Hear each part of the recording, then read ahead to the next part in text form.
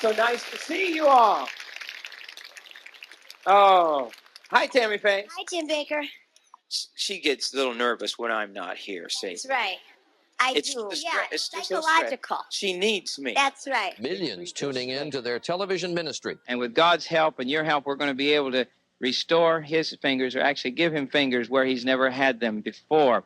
Kevin has a lot of love for the Lord, for Jim and Tammy, and for Heritage USA. And I looked in that little face and I said, Kevin, I'm going to build a house for you.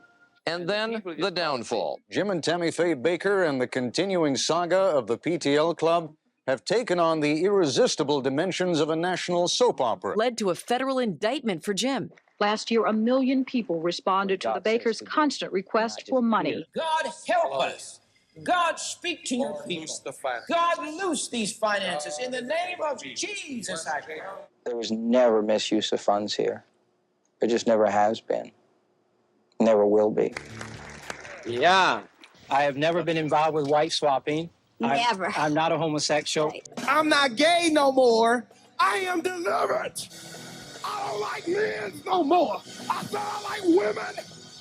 Women. Please welcome Tammy Faye Messner.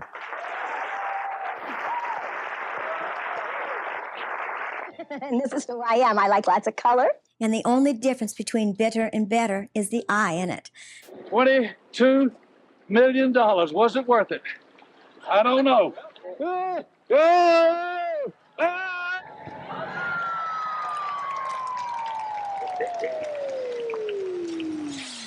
I believe it's satanic. One of the biggest things they make fun of me about is the food buckets. I'm talking about end times.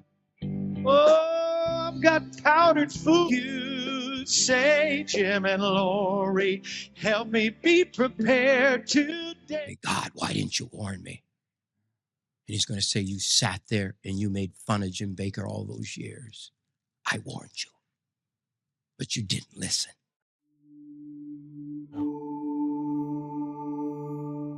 So I've never actually done anything like this before, but the footage that I shot with my new camera is actually awful because the new camera is worse than my old camera. And now this is my second new camera that I'm using now. So hopefully you like this camera and audio setup because that's what I'll be using in the future. But this current video is using, it's the G7 Mark III, which I was using the 2 before. I upgraded to the 3. The 3 is garbage. The footage is blurry. I actually cannot refilm the entire thing again because I have a deadline and it is awful. Like the content is good, the audio is good, the footage itself is blurry. I will try to insert other footage as much as I can, but there's going to be parts where I'm going to have to show you the bad footage. And I'm sorry, this is why I'm making this clip, but in the future, this will be what you see. Sorry about that. And whatever, back to the video. Again, sorry. Today, I want to talk about Tammy Faye and Jim Bakker. Now, these two people, they had an extremely successful TV ministry. They're known as televangelists, where the person was preaching on TV and asking you to send money. I'm not gonna be going to heaven and be broke when I get there. Anyway, let me just get into the story because it's a lot and I need to tell you, okay? All right. So the whole story really begins in 1960 at a Bible college in Minnesota because that's where Jim and Tammy Faye Bakker met. Both Jim and Tammy grew up in very religious homes, and Tammy had kind of like a troubled childhood in the sense that her father left and she never saw him when she was young. And then her parents divorced when she was 3 years old, and her mom remarried. And the guy that her mom married had kids. And so Tammy Faye immediately became the eldest of 8 siblings in that household. And she had, I guess they call it like parentification, where she sort of took on the role of a parent from a very young age. So she really didn't have much of a childhood. And my daddy left when we were 3 years, when I was just a little girl. And so the psychiatrists say that I had a fear of abandonment. And I think I probably did have a fear of abandonment. Everything really, really changed for Tammy when she was around 10 years old, when she had this religious experience. She had a wart on her finger and she didn't like it. She wanted it to go away. So she prayed. She was like, God, please get this wart off my finger. I don't like it. And then she says she went to church. And when she went to church, her finger with the wart went into the communion cup and then the wart vanished, right? So she's like, God took my wart away because I prayed. And then she started speaking in tongues. And then she got a vision that was like, I'm going to dedicate my life to the church, the gospel ministry. Her mom, though, oddly enough, really had a thing against ministers. So fast forward to when she goes to college. She's about 19 and she goes to this Bible college, and that's where she meets Jim Bakker. Jim Bakker, he's originally from Michigan and he was already there a couple semesters before her, and he was about 2 years older than her. So Jim was the night monitor at the dorms, and they end up meeting. He asks her out on a date, and on their first date, Jim proposes to Tammy Faye for marriage, and she says yes. And the next year, they're married. Well, this was kind of a problem, and they ended up getting expelled from the Bible college because they found out that they got married. According to Tammy Faye, she said, quote, apparently the rule was that a man and woman could enter college if they were already married, or they could marry once they graduated, but not one moment before. Once they got expelled, they leave Minnesota and they go to South Carolina. This is going to be where everything goes down. During this time, they decide to become traveling preachers. They are a team, and Jim preaches, Tammy plays the accordion and sings. They claim to be healers, and they start making a name for themselves, like in the traveling preacher circuit of the area. That ends up getting them on Pat Robertson's radar.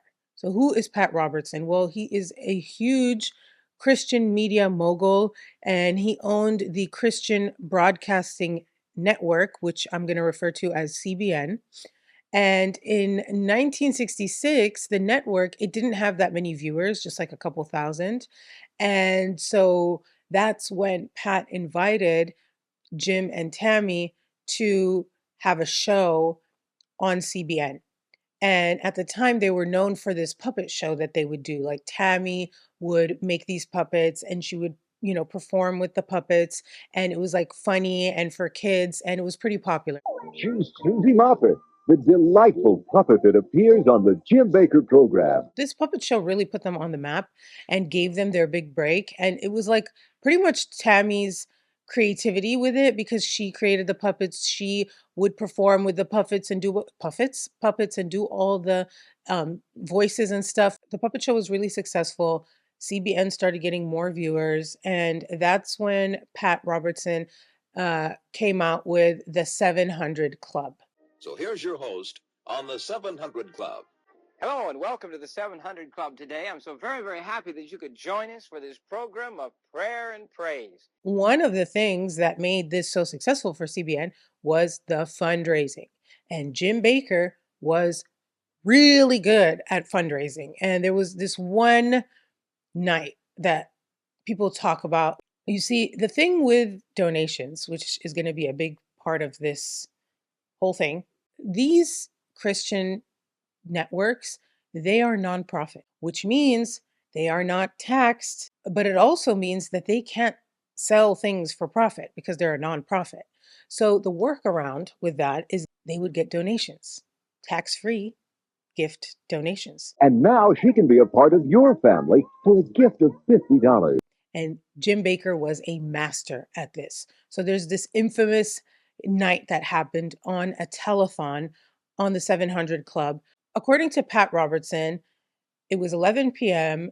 and they were doing the telethon, and the telethon was about to be over, and Pat Robertson basically tells Jim Bakker that, we are $40,000 short of the money, the goal that we had to earn annually, And that's when Jim Bakker gets an idea.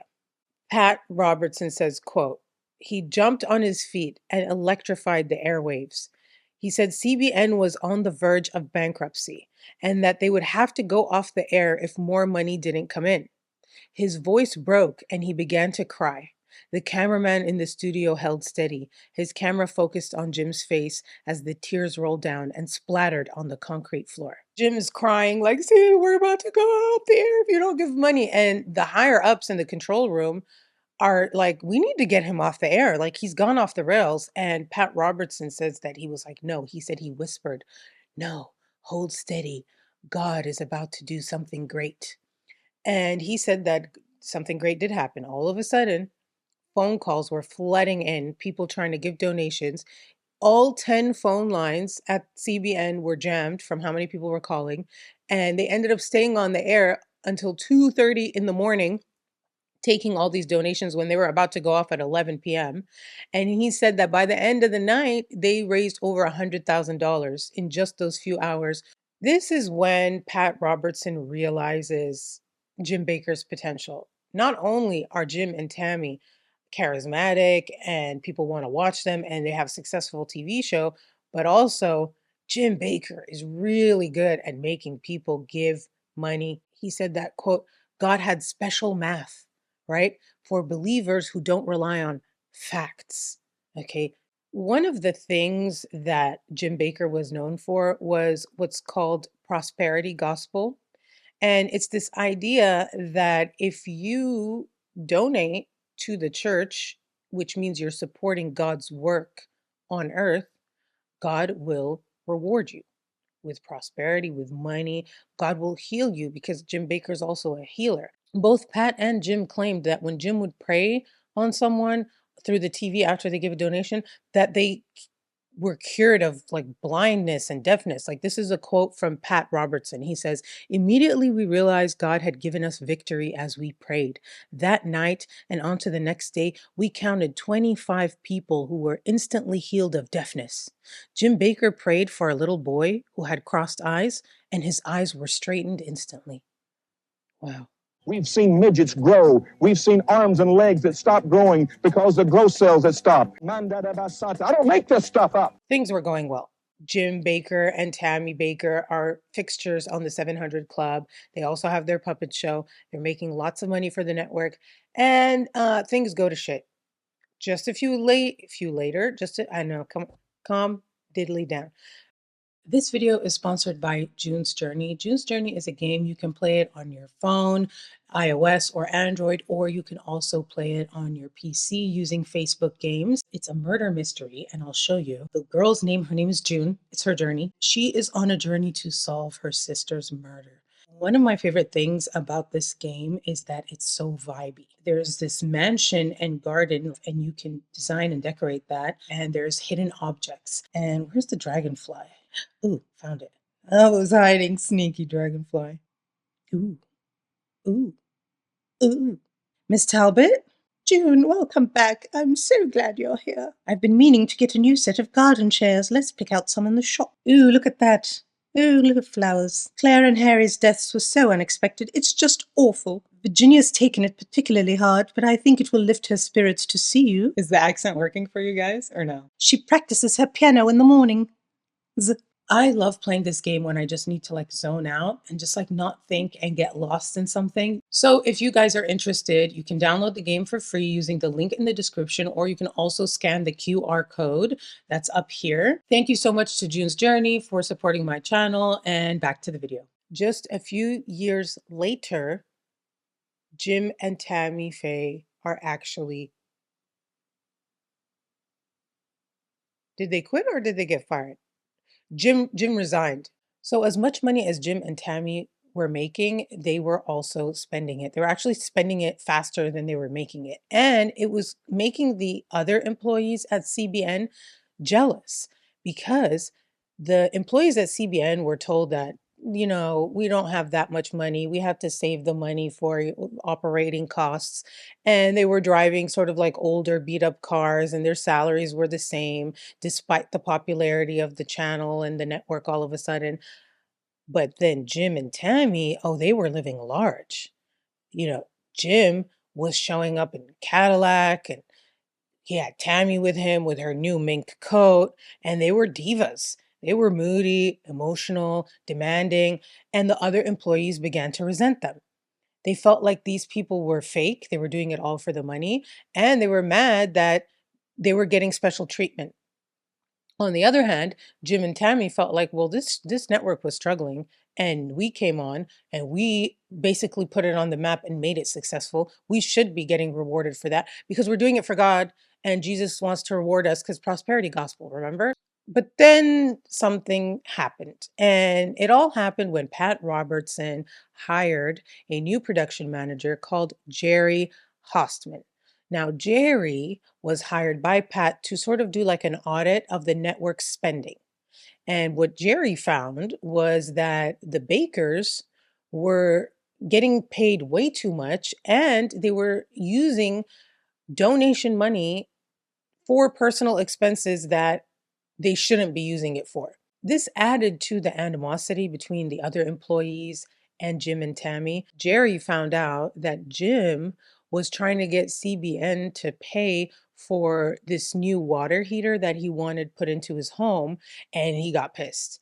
And so he ends up going and confronting Jim and Tammy, and he tells them that they're abusing the church and that these abuses need to stop. Oh, and by the way, you guys are going to have to start working 40 hours a week on set, or else we're going to take away your set for like the puppet show and stuff. Although Tammy took it well at the time, Jim did not.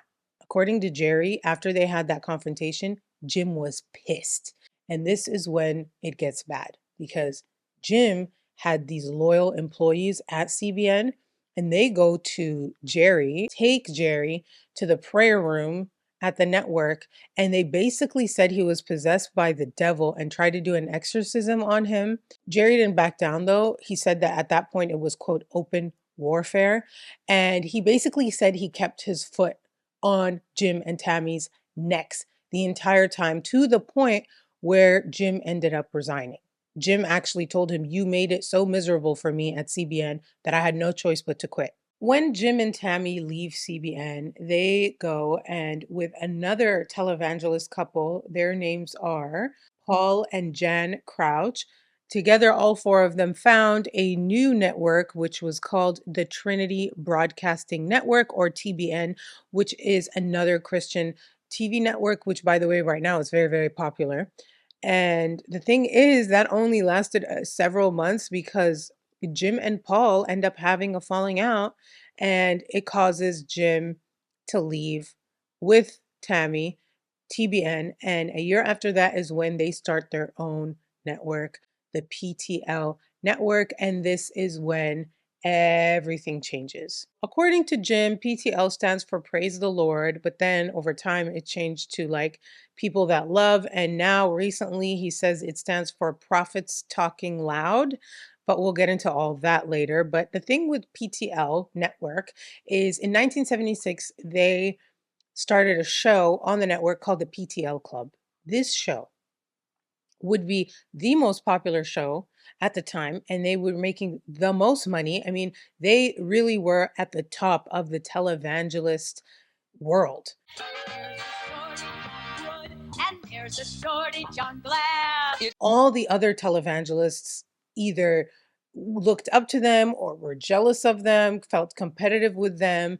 And this is all going to factor in later when the whole thing crashes and burns. But before it crashed and burned, it went to high heights that had never been seen before.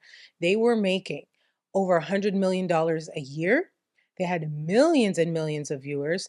They basically made the whole televangelist thing what it is today, where you're starting to see these huge millionaire, billionaire TV preachers today. Well, this all really started with Tammy Faye and Jim Bakker. Jim Bakker had a vision, and his vision was to create this world, okay, Heritage Village, Heritage USA. Celebrate with us, it's a new beginning and Heritage USA. And he ends up buying in the 70s just hundreds of acres of land in South Carolina, and he creates this village called Heritage Village. And on Heritage Village, he had like a world. They had a post office. They had, all kinds of buildings and things like that. It will be one of the finest conference centers in the world, and it's all for Jesus Christ. They would film there. And they also created a theme park called Heritage USA, which was basically a Christian themed theme park. And it ended up being the third most popular theme park at the time, only behind Walt Disney World and Disneyland. So you can't buy a beer or a pack of cigarettes at Heritage USA, but you can shop for lots of other things. Tammy's albums of religious music, books by Jim, dolls representing various characters from the Bible, another doll that sings Jesus Loves Me.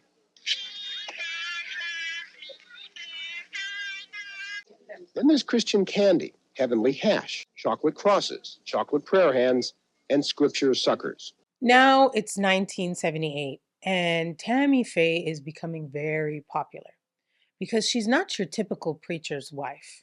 First of all, she's so cute. She's like 4'11", and her look was very different. She wore a lot of makeup. She was famous for her mascara.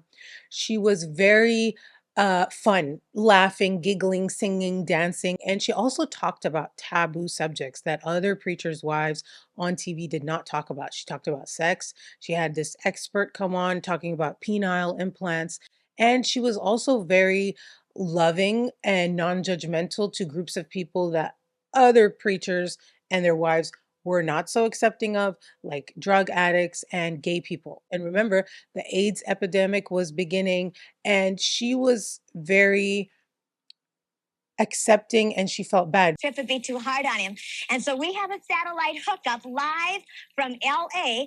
I know you must feel lonely sometimes because with people not being well informed on AIDS, have you found this to be true, that people want to stay away and they're afraid to come up to you? Yes, Tammy, that happens. And I was asked not to use the bathroom in one person's home. Because at the time, there was a lot of people that were saying that AIDS was a punishment from God for being gay. And Tammy would have gay people on who had AIDS, and she would cry. You know, his own parents were afraid to touch him. His own sister was afraid to touch him. And he said, to think that I might never again have a hug, that we as Christians, who are to be the salt of the earth, we who are supposed to be able to love everyone, are afraid so badly of an AIDS patient that we will not go up and put our arm around them and tell them that we care. And people really liked her for that. A lot of people also made fun of her for those same things. Though a lot of people were laughing at Tammy Faye Bakker, she was also laughing all the way to the bank. But all that was about to change. In 1979, the FCC opened an investigation into PTL for misusing donation money. In response to this, Jim Bakker hired a team of lawyers. And one of them actually was the chief counsel of the FCC. And he now hired him as part of his team of lawyers. As you can imagine, these lawyers were very expensive. So Jim started to hysterically fundraise on PTL and use this negative press about the FCC investigation to make his followers feel bad for him. So Jim would say that this was a witch hunt. He would go on TV and he would say that the federal government was doing a satanic investigation against him, that viewers, when they donated money to him, they were giving a, quote, black eye to the devil, and they would cry. You know, that's the thing with Jim and Tammy Faye, man. They were cry babies. Over and over again, you constantly hear about how they would cry to manipulate people into getting money. And also, if they got backed into a corner and they were asked a tough question, it was like crying time. There was this one quote I want to read you. It was from this article where one of the people involved in the FCC investigation, they said that it got to the point where you couldn't let the guy cry because once he would start, you couldn't stop him, recalls Larry Bernstein, who directed the FCC staff investigation. We'd be questioning him and we'd watch his face start to contort and the tears would begin and we'd have to adjourn. Bernstein recalls a morning in the fall of 1979 when, as chief inquisitor, he began to press Bakker about a South Korean minister to whom Bakker had promised funds for a TV ministry but never delivered. Bakker broke down. At that point, the judge left and we were stuck there, says Bernstein. Bakker was in a corner, racked in tears, surrounded by his retainers. He was being held up, literally, by his people. Later that day, Bakker wept as he taped a segment for the upcoming Jim and Tammy show. So the weird thing about all of this is the investigation found that they did misuse the money and that they did do things that were considered illegal.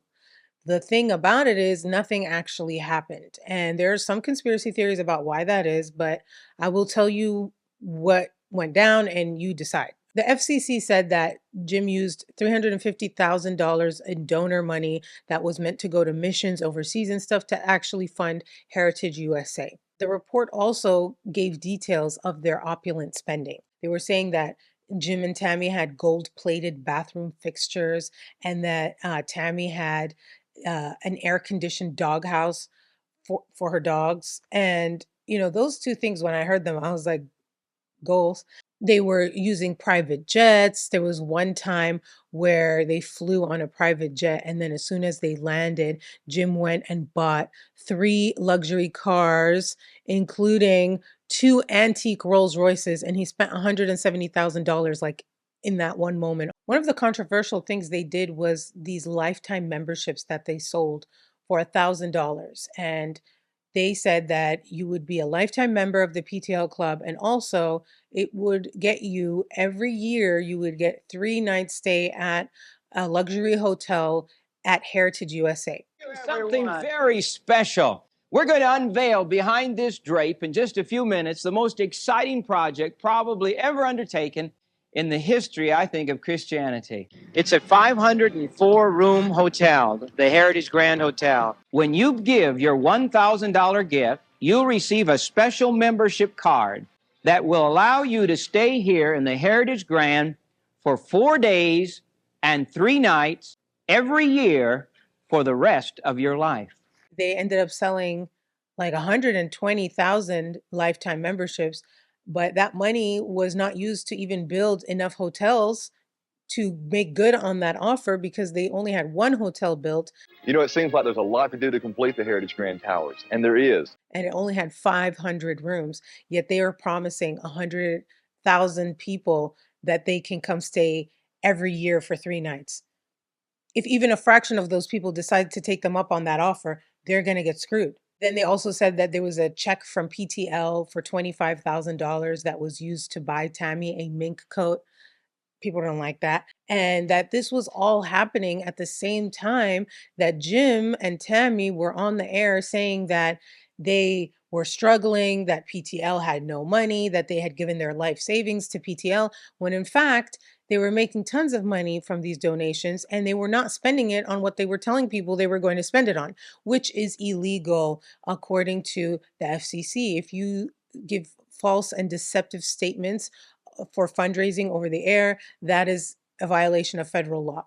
Now, the thing is, they didn't actually charge them with anything. And this is what people say is the reason why, okay? The FCC, all of a sudden, they hold these closed door meetings where they're voting on dropping the case against Jim.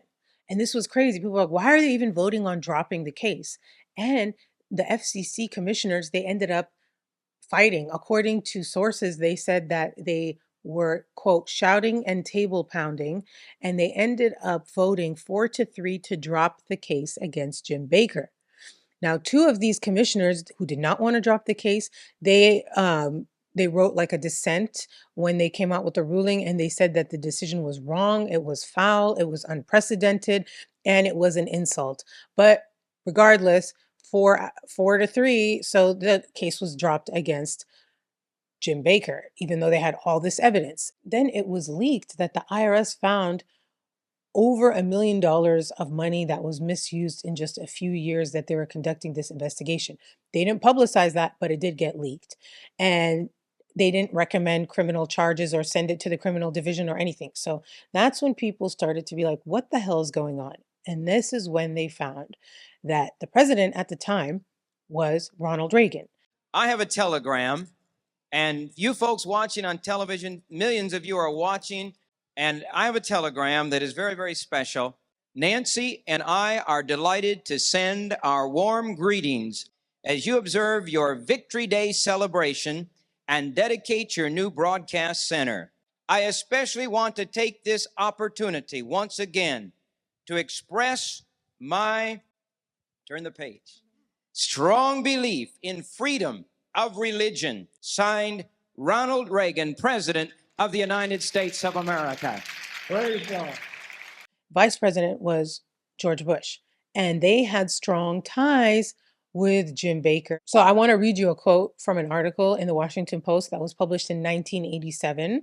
And it says, "Why has the Justice Department refrained from using the same vigor to investigate Jim Bakker that it used to send another religious leader, the Reverend Sun Myung Moon?" Remember my last video I talked about him? Reverend Moon has said he will conquer and subjugate the world, once proclaiming, "I am your brain."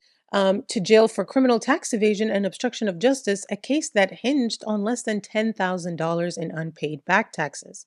In part, the Reagan administration appears to have been less than eager to take a hard look at a popular television ministry whose evangelical Christian followers formed a key part of the president's electoral constituency. PTL was praised by no less than the president himself at one national religious broadcasters convention.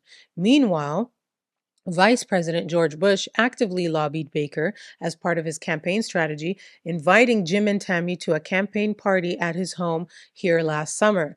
After leaving Bush's staff, former Vice Presidential Press Secretary Pete Teeley went on the PTL payroll and received $120,000 over an 18-month period to serve as the ministry's Washington consultant.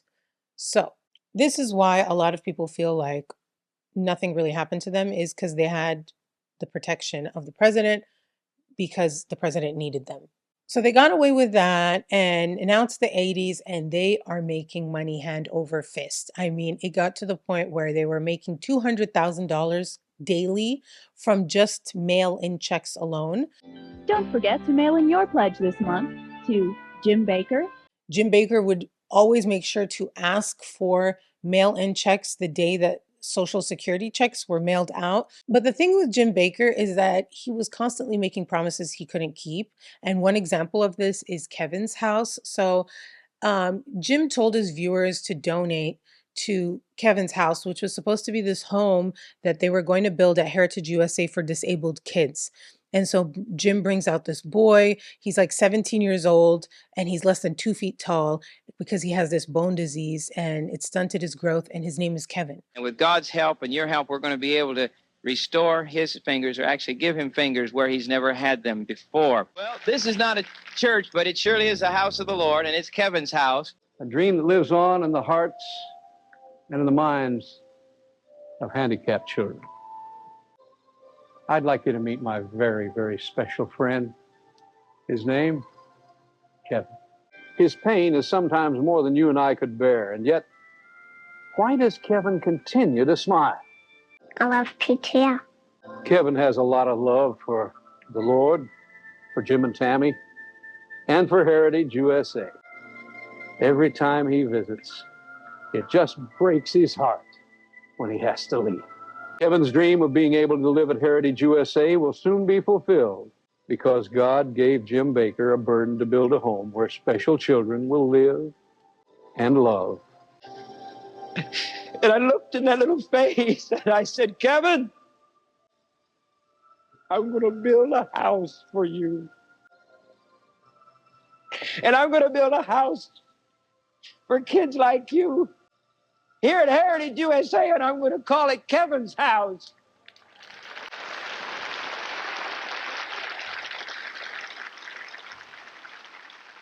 Suffer the little children to come unto me. Kevin's house, a special place for special kids.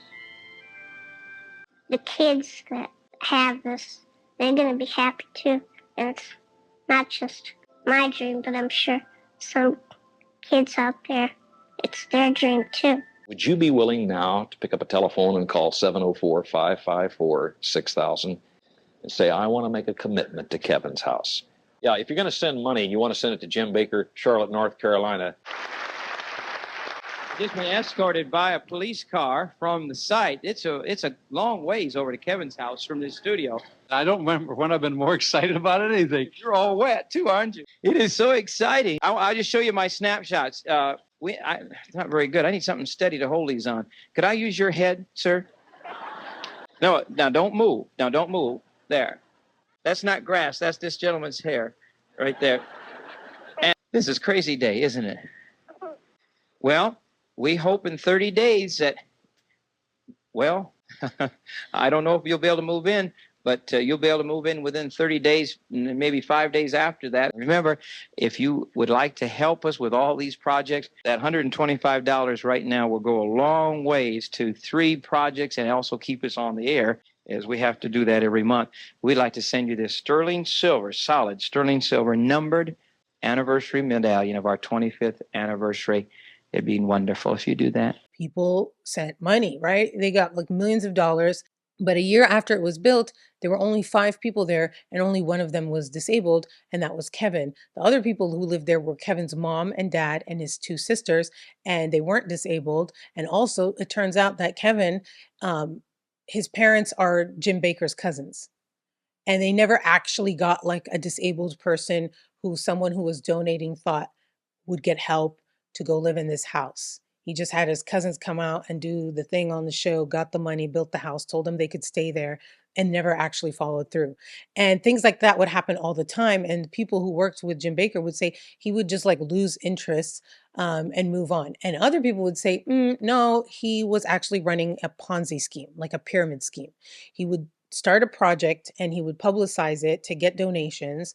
And then when he would get money for that, he wouldn't really finish that project. And then he would put that into another project, which then he would go and publicize and try to get money for. And so he was like taking money from Peter to pay Paul, as they say. While all that was going on in the 80s, something else was also going on in the 80s, and that was Tammy Faye's secret battles. So Tammy, in 1987, she kind of stopped appearing on the PTL Club. And people were speculating, like, where is Tammy? It got so bad that people started to think that Tammy was dead. And so then all of a sudden, okay, Tammy shows up on one of the PTL Club episodes and she confesses to having an addiction, a drug addiction to prescription pills. I believe the sun will shine again. I do too, Jim. Do you want to sing it? I'll do it. Can you do it? Maybe you're hurting and you need this song today too, so I'll sing it for both of us, okay? You are facing a mountain. Oh, the sun will shine again. Your midnight's almost over, and thank God the sun is going to shine again.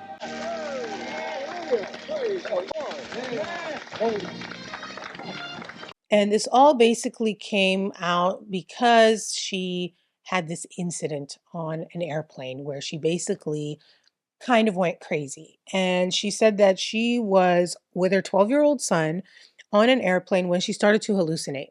And she said that she saw cats and people sitting on the wings of the plane, and that she actually then ran and started grabbing people, and also the door of the plane. She tried to open the plane door, and obviously that she had to be subdued. And then they put her into like the hospital, and her doctor said they had to give her, quote, enough Valium to kill a truck driver to calm her down. Tammy said she was seeing demons coming at her and that she thought Satan was trying to kill her. So then Tammy explained how the pill addiction started. She said that basically it all started when she was taking allergy medication when she was pregnant, and that the allergy medication made her hyper and gave her anxiety.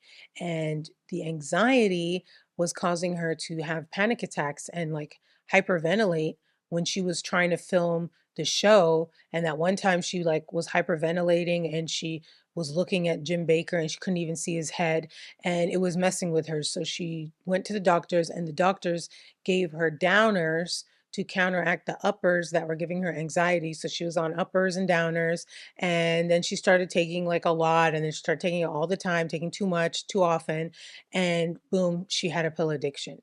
Tammy was very open and honest when she talked about it and how she had this episode and then she had pneumonia and people found out about her addiction and that she went to rehab and now she's doing better, and of course she said, by the grace of God, and I've been saved and all that. And the thing about Tammy is she was always very accepting of other people, drug addicts, things like that. And so she was also very honest too and open about what she went through. So people actually were pretty nice to her about it. She didn't get like shunned or anything like that. They were very accepting. And she was also saying that she's good now. She went to rehab, she's been saved, and Jesus helped her and everything. So it was all like nice little story of like her testimony of going through that and coming out the other side. Well, little did people know that just a few weeks after this confession, shit was really going to hit the fan. Okay.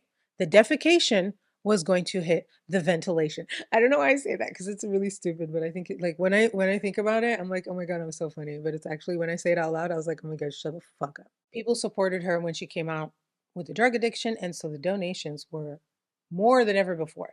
The viewers more than ever before. And what was about to happen? A scandal. Just 2 weeks after this confession, Jim Bakker resigns from PTL, and everyone was shocked. And guess what happened?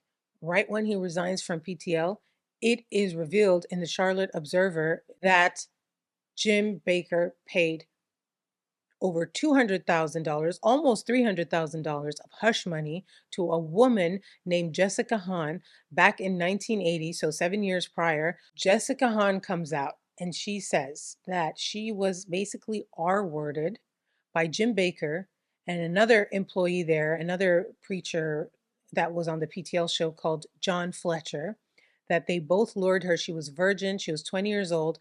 They lured her to a hotel in Florida and basically R-worded her. Why didn't she scream? Why didn't she run down the hall and get the police? It's a very, very detailed and sordid picture of two people who, according to your account.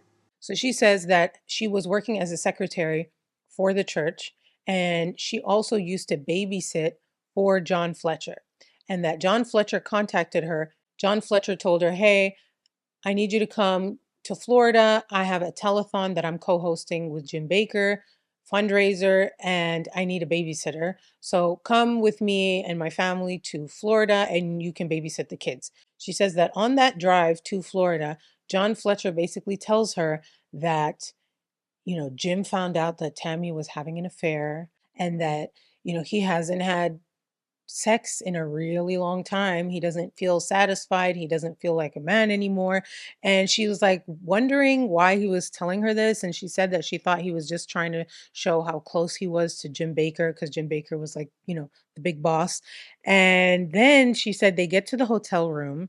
And that's when John Fletcher offers her wine. And she says that the wine was tampered with, like that there was like a roofie or something in the wine, because she said after she drank it, she didn't really feel good. She felt like she didn't know what was going on.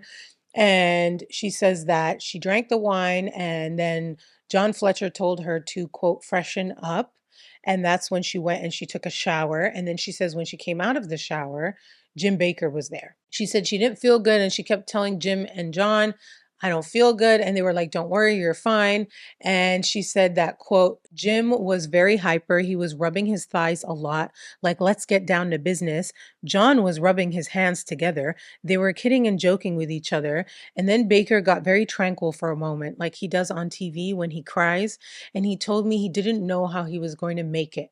Meanwhile, John is telling Jim, tell her what your problems are. Maybe she can help you. And then she said that John Fletcher gave her a bottle of Vaseline intensive care lotion and said, Jim likes back rubs. She said that John and Jim kept telling her helping the shepherd is helping the sheep, meaning that like he was doing God's work and helping mankind. And so if she helped him, she was helping mankind. Basically, she said that John left the room. And that's when Jim basically pulled off the bedspread and said something like, I hate bedspreads, and then pulled her over to him and said, I really think you can help me. And she said she was trying to resist, but she was feeling drugged up. And then she said that after Jim was done, he got up, he used her hairbrush to fix himself up. And then he said, look, I'll see ya. And he left. And then she said she went to the bathroom, went into the shower and started throwing up. And then when she came out, John was there, John Fletcher, and he was telling her that Jim was in the fetal position crying. And she was like, why? And he was like, he's just so happy with how you helped him. And that's when he was like, and now you need to help me. He said, quote, well, it wouldn't be fair, would it, being I made all the arrangements for Jim and then you leave me out? And she said that he looked like the devil and he manhandled her and forced her and R-worded her. And she was just like so out of it and so demoralized that she just stayed there in the bed. And then she said that John Fletcher told her that he and Jim are going to do this telethon. They need to do a telethon, and they left. And she said that later on that night, she turned on the TV in the hotel room and watched the telethon. And that's when she saw Jim and John. And she said, I heard John say to Jim Bakker, you had a good rest today. And Jim answered, yeah, I need more rest like that. John then added, the Lord really ministered to us today. We need more ministry like that. And she said, I felt like they were making fun of me right on television. I have no knowledge of what you and Jim Bakker did in that room. Right Come off of it. Who arranged it? You were the That's pimp, right. were you not, Mr. Fletcher? Well, I guess you were the pimp. This man is on a promotional tour because he can no longer pass around the offering plate. John Fletcher, you should have hung yourself. I wish you dead. You're a liar. Jessica, I did attempt to hang myself and woke up very disturbed because it didn't work. I was on life support equipment. I've tried to stay in the middle here, but do you understand how you might sit there and appear to me to be an extremely distasteful man? I have a right also, Geraldo, to change. You have no right. And I'm not having an axe here to grind with anybody. There is something therapeutic about talking about pain and bad memories. Jessica said that when she went home after this Florida trip, she spiraled. She said that she lost 20 pounds. She went into a deep depression. She started seeing a psychiatrist. And she said that Jim also called her to apologize for what he did and to make sure that she didn't tell anyone what he did. He said that he had this mission for God to help people, and that if she told people, she would jeopardize this mission and would be hurting a lot of people, not just him. That's when they started pressuring her to sign a document, which the document, she said, quote, accused me of extortion and defamation. It said that Jim Bakker never touched me. It made me feel like I was accused of R-wording them and then stealing their money. And Jessica said that Jim was threatening to end his life if she didn't sign the paper. And then a year after this encounter, John Fletcher actually got expelled from the church, like the denomination Assemblies of God that was in charge of a few other ministries, including the PTL ministry, expelled him because of his alcohol problems. Jessica recovered by posing for Playboy magazine. They gave her close to $1 million. And that after the fact, Jim Bakker paid her this hush money to prevent her from suing him and to keep quiet. And she did. And now that this all came out, Jim Bakker resigned. Then we found out that the reason why he resigned was because there was this plot, a diabolical plot, he says, by another rival televangelist preacher named Jimmy Swaggart to take over his ministry. Me? I most certainly have not. And, but no, I have not had affairs. It just sort of like really went away for a few years until it resurfaced again in 1987. And the reason it resurfaced is kind of contentious because it came out in the Charlotte Observer. And there's some controversy as to how the Charlotte Observer found out about this, because Jessica says it was John Fletcher. Some people say it was Jimmy Swaggart. But the guy himself who wrote this article says that it was Jessica who called him and told him. He said, quote, I fielded this call from someone who turned out to be Jessica Hahn, telling us that something had happened between her and Jim Bakker. He said that he started looking into the story, and that's when members of PTL started threatening him, and he said that at one point an executive actually pulled a gun on him. He said, quote, "I remember very vividly being in his office and he pulling a handgun out of his pocket and dropping it on the desk, kind of in front of me, as if to let me know who's in charge and I better be well behaved."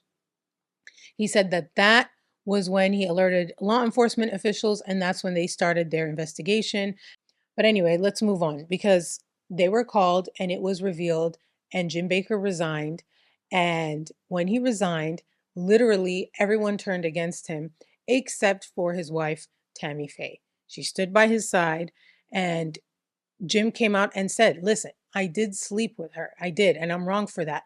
But I did not R word that woman." Fletcher then came out and said, "Hey, listen, okay, I was there. Yeah, I did sleep with her. And guess what? It's worse than what you guys think because Jim is not just a cheater and an adulterer, he's also gay." Fletcher said that there was an employee who walked in on Jim Bakker in the sauna that at one of the complexes at Heritage USA with three young employees, and that they were, quote, playing with each other. That when the employee walked into the sauna, he saw Jim Bakker giving a, quote, intimate massage to a younger employee who was naked and lying flat on his back. This employee also said that Tammy knew what was going on because when he walked in the sauna and saw that and he like got startled and tried to leave, Tammy Faye tried to barge into the sauna, but the door got closed and she started banging on the door and screaming and telling Jim to come out, but Jim never came out and the door stayed closed, and that Tammy basically collapsed and started crying. And that's when they say that she started throwing herself at other men, and where the sort of cheating rumors came to be because there were many rumors that she was having an affair. There was her record producer, his name is Gary Paxton. They said that she literally couldn't keep her hands off of him and openly talked about how she loved him. And Jim ended up confronting him about it, and Gary denied it, but Jim fired him. And then after that, she had an affair with the musical director at PTL. And when Jim found out and confronted him, he actually admitted to the affair, and Jim fired him too. And so this went down like the year before this alleged incident with Jessica Hahn in 1980. Tammy's still standing beside him, but it's piling on because another televangelist who is like a rival, his name is John Ankerberg. He went on Larry King Live and said even more horrible allegations. He said that he has come out and he's going to make these allegations because Jim Bakker has not repented all of his sins, because he's not only an R-worder and an adulterer and he's engaging in homosexual activity, but also he said there was wife swapping going on in PTL with the higher ups, and Jim Bakker knew about it and he didn't say anything about it because he was afraid that if he told people or reprimanded them for wife swapping, they would tell people about his gay affairs. And so they were all doing these ungodly things at PTL, and I'm here to expose them. He found out about this information from talking to staff and seeing letters that were written to PTL officials, and that he even had an interview with a prostitute, and that Jim Bakker was even soliciting prostitutes. And as if that wasn't bad enough, here comes Jimmy Swaggart. Now, Jimmy Swaggart really was the reason that Jim Bakker got exposed because he was another rival televangelist. He was based out of Baton Rouge, Louisiana, and his ministry and PTL, Jim's ministry, were both under the same denomination, which was called Assemblies of God. When Jimmy found out behind the scenes that this was going on before it went public or anything like that, he asked for an investigation with Assemblies of God to look into these allegations. And Jim felt like he was trying to take over PTL because if he was found to be guilty and unfit and they removed him, right, Jimmy could just take over PTL. To avoid Jimmy Swaggart taking over PTL, Jim Bakker decides to voluntarily and temporarily hand over PTL to Jerry Falwell, okay, Who is Jerry Falwell? Jerry Falwell is another televangelist. Jim Bakker felt like he could trust him, although Tammy did not. And she would end up being right. Okay, her intuition turned out to be true because she said she tried to warn Jim, don't let Jerry Falwell take over. I knew Jerry Falwell was pulling something. I just didn't know what. And she said that Jim told her, quote, Daddy Falwell is here. He'll take care of everything. At first, he's making it seem like, he's going to pay them their dues. He's going to give them a good deal. They're going to wait till the scandal dies down. And then he's going to give PTL back to Jim and Tammy. This crazy incident that happened where Jerry Falwell went to Jim and Tammy and was like, tell me what you guys want, like almost like a severance package.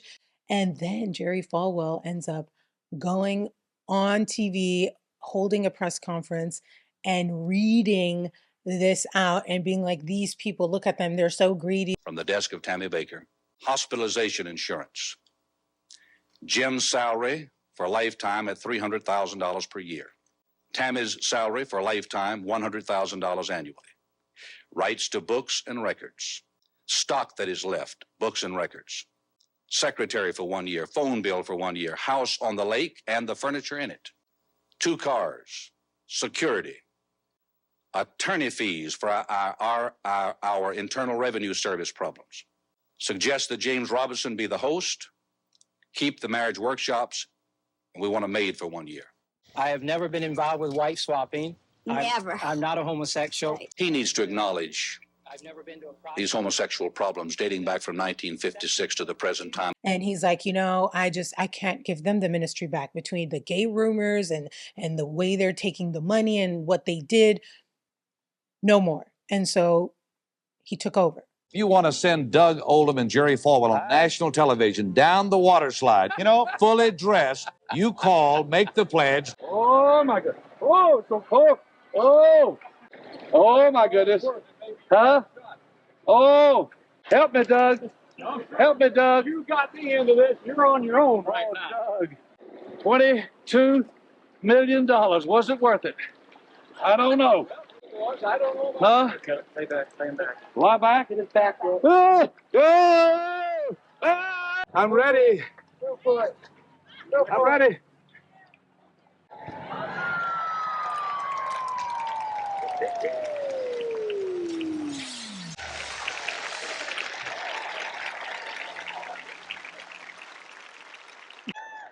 Let's do the press conference, shall we? And this nut, this Baptist preacher coming down a water slide for $22 million. We are at $22 million. In spite of all your prayers, I made it. The next $22 million, we're going to do it without a water slide.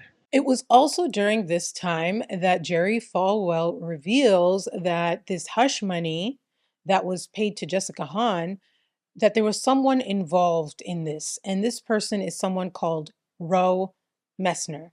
Roe Messner, he actually was a contractor. His company built a lot of Heritage USA, and he was a close family friend of the Bakkers. Remember Roe Messner for later. Once Jerry Falwell comes out and says, we're not giving this back to Bakker, then the Assemblies of God, they defrock Bakker, which means, he's no longer part of the church. Jim Bakker comes out. Let me address that. First of all, on the press conference, which we all saw a few moments ago, Jerry Falwell said that Roe Messner was remodeling this house for Jim and Tammy. First of all, this is not our home. This home belongs to Roe Messner. We've been living off the sale of our car. We are in the process of paying off her mother's house and my parents' house. And financially, we're almost out of funds totally. We expect to get some income now from Tammy Faye's record. I understand in some cities it's already #1. Perhaps should not say this, but I think I will. I don't believe Jerry Falwell, and I don't want to make a judgment, but I really don't believe he was resigning today because of this judge's decision. This decision would not take place till, they tell me, late in December. I sincerely believe Falwell and the team that stole PTL do not want to face a court hearing and go under oath to the bankruptcy court where they would be interviewed by Mr. Belli. No matter what they do, if they tell the truth, then they will have to reveal that they literally plotted to steal PTL. And if they lie, we have enough witnesses standing by that we will begin to subpoena the people who know long before Mr. Falwell came to see us in Palm Springs that he had planned to take over PTL. Thank you very much. Bye-bye.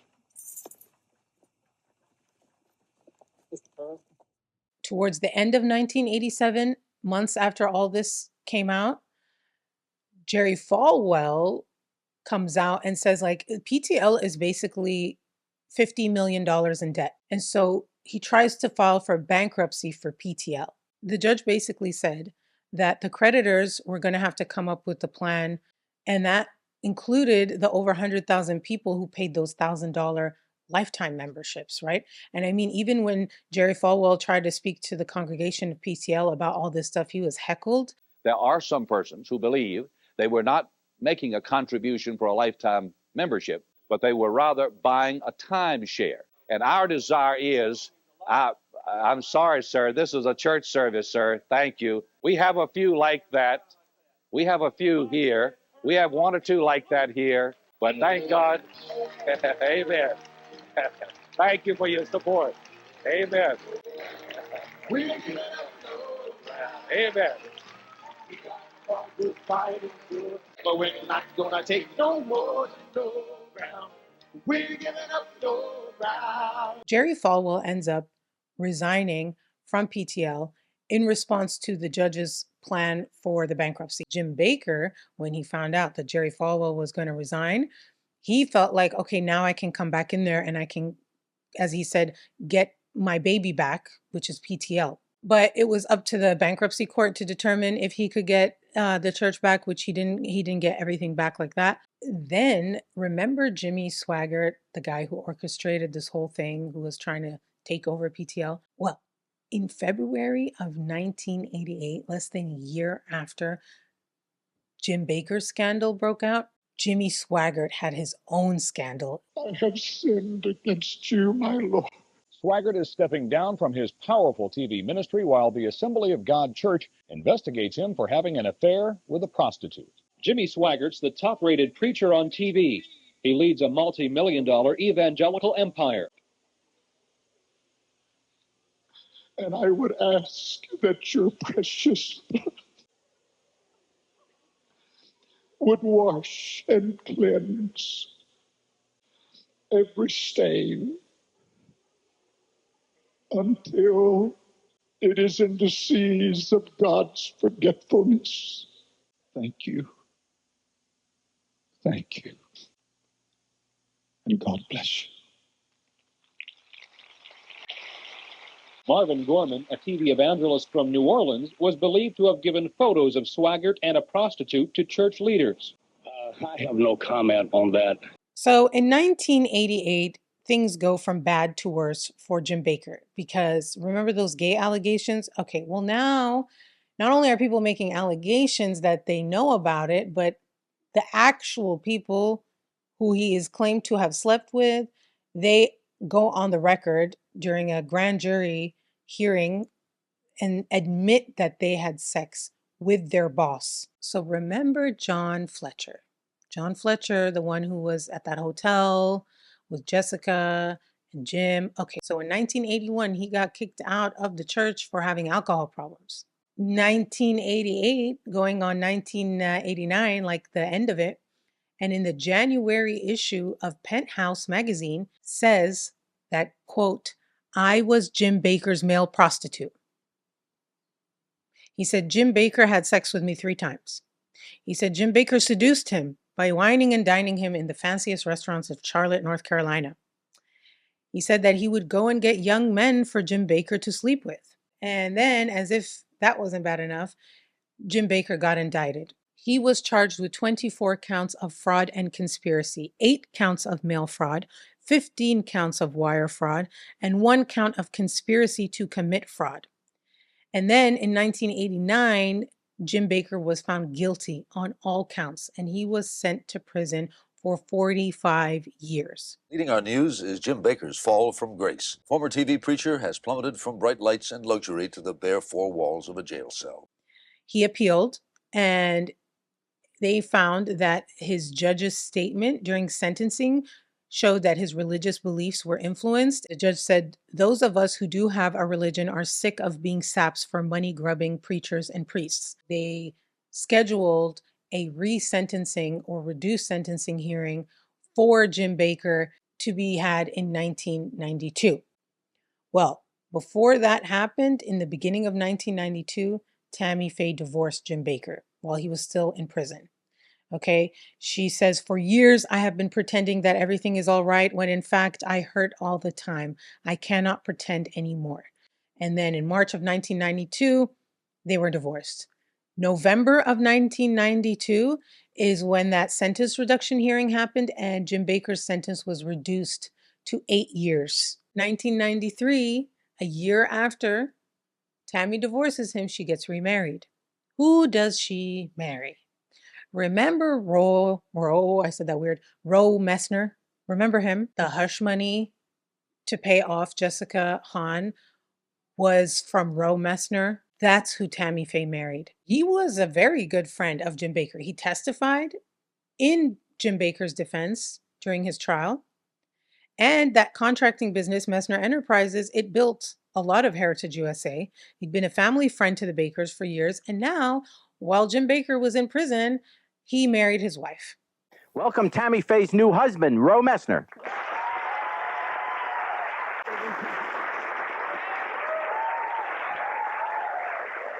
I met Tammy, first of all, in 1978 when I was asked to be a guest on the PTL show. When did this turn into a romance? After Tammy got a divorce. Do you feel awkward? You met through her former husband. Her former husband now sits in jail. He still loves Tammy. I'm sure that's true. And he may get out in a year. Good. Do you worry about him coming back and saying, "Come on"? No, Jim's a wonderful man. Jim knows what problem that Tammy and he had, and Tammy knows what it was, and Jim knows what it was, and I don't think the world needs to know what that problem was. It certainly wasn't me, Jerry. A year after that, Jim Bakker was free. Okay.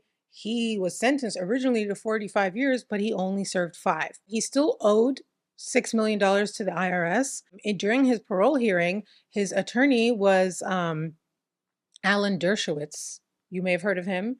He represented fine folks like Jeffrey Epstein and Harvey Weinstein. And he was Jim Bakker's parole attorney. And he said that he would guarantee that Mr. Bakker would never again engage in the blend of religion and commerce that led to his conviction. And the lie detector test determined that that was a lie. We'll talk about it later, but Jim Bakker, till this day, is preaching and selling shit. But now he's like a apocalypse preacher, and he's selling like weird shit, like holy water enemas. In 1996, something happened. Kind of weird, okay? And that is that both Tammy Faye and her new husband, Roe, were both diagnosed with cancer in 1996.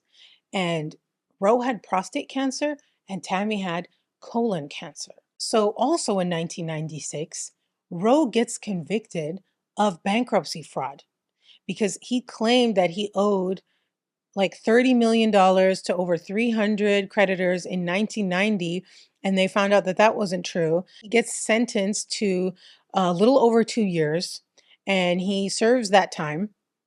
And when he's there in prison, Tammy starts working again and gets back in the public eye because she needs to make money.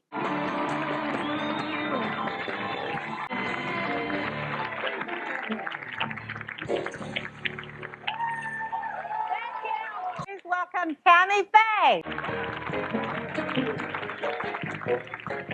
What in the heck is the makeup a metaphor for? What does it really mean? Because you know it's really extreme. It means nothing. Well, then yours is sort of like mine today. You just have a little less eyeliner on. I mean, what does it mean to you? Nothing. Obviously means something. It probably deep down does somewhere, but I probably have to get a psychiatrist to dig it out. I feel ugly without it. I think that's it. I feel ugly without it. So give me that old time religion. And it still works today. You remember Mrs. Boback, Mimi's mother? Call me Tammy. I think it's fun because somebody finally cast me right. They took advantage of all this makeup for once. I got on a little pill called Ativan, and I initially used the little pill to fly with. And to fly with, I mean, on airplanes. She has this TV show that she does. It's like a talk show with an openly gay actor. It was called the Jim J and Tammy Faye Show, but it only lasted for like 6 weeks. And I see somebody at home that's still in their bathrobe. Come on now, we got to get ready. What goes in the hot dog is why I'll eat a tofu dog or a veggie dog. Anybody had a veggie dog or a tofu dog?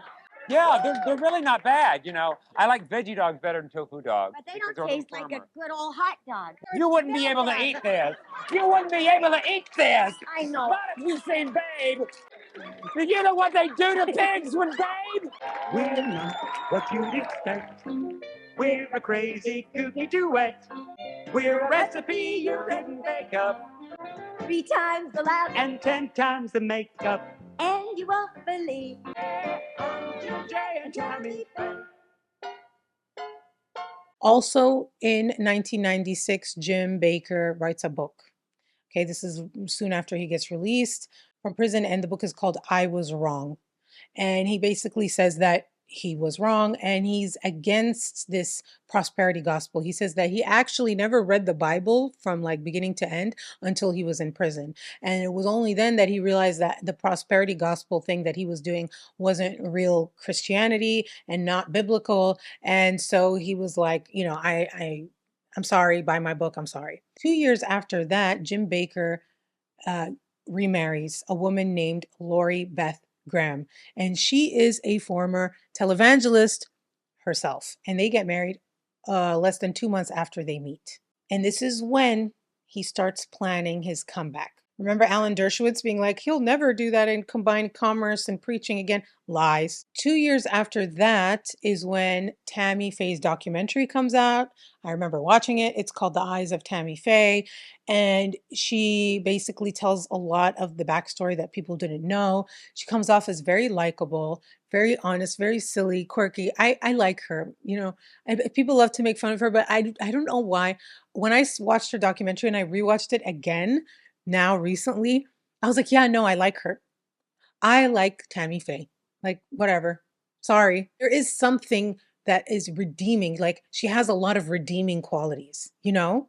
Anyway, so at this point, Tammy Faye is a gay icon. She's still a gay icon. RuPaul was the voice of the documentary. In 2002, Jim and his new wife, Lori, they start adopting children. Like they adopted 5 children one year, and then they would adopt even more. I think at the end, they had adopted 9 children. In 2003 is when Jim Bakker starts becoming a televangelist again. Yes, he starts the Jim Bakker Show. And his wife, Lori, is his co host. And they don't do the prosperity gospel thing.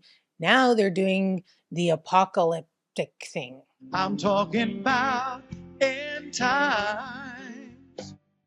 Oh, I've got powdered food. Then he started making these predictions and calling himself a prophet. And the people that he would have on his shows were also prophets who had visions of the end of the world. And so he was saying things like that he had a vision about 9/11, he predicted it, and that he's predicting something else now.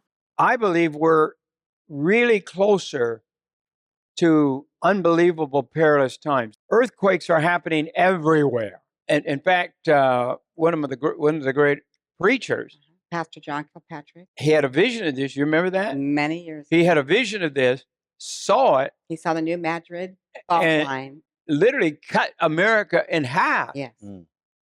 They were selling a lot of like survivalist stuff. They had a general store. You say, Jim and Lori, help me be prepared today. And they were also selling enemas, holy water enemas, if you will.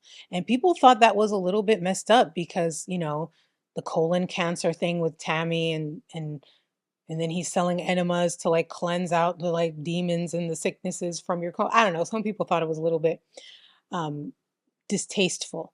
While Jim Bakker's show is going on, Tammy Faye is just having a very public battle with cancer, and she's also doing lots of shows and appearances. She was on The Surreal Life. God has gotten a hold of my heart. I said I'd never cry on TV again. Well, so you made me cry. And then, unfortunately, in 2007, she made her last appearance on Larry King, where she said the cancer came back and it's not responding to chemotherapy. Are you in pain? All the time. She can't eat. She had lost so much weight. She was like 65 pounds, and she ended up passing away in 2007. A year after Tammy Faye died, the Jim Bakker show got this massive amount of money. This guy, his name is Jerry Crawford, he invested $25 million in a new ministry, and they called it Morningside USA. And Morningside USA was producing the Jim Bakker show. Jerry Crawford, he said that Jim Bakker basically saved his marriage, and to thank him, he wanted to invest in his ministry. And his show is going on till this day. You know, when COVID happened, oh my God, he was like, I told you, you should have bought my food buckets. And then he started selling this colloidal silver thing that he said would cure COVID, which reminds me very much of another video I made about Mother God. Remember, she also got, who's it? Is it the FDA? The FTC and the FDA. A well-known Missouri televangelist is being sued by the state. He's accused of claiming he has a cure for coronavirus. And that was the same thing. Remember my video about Mother God, where they were selling that colloidal silver as a cure for COVID, and then they got a letter from the FDA telling them to stop. The same thing happened to Jim Bakker. I hope you found this informative, interesting, something. I don't know. I wanted to look into it. Thank you guys so much for watching, and I'll see you guys in the next one. Bye.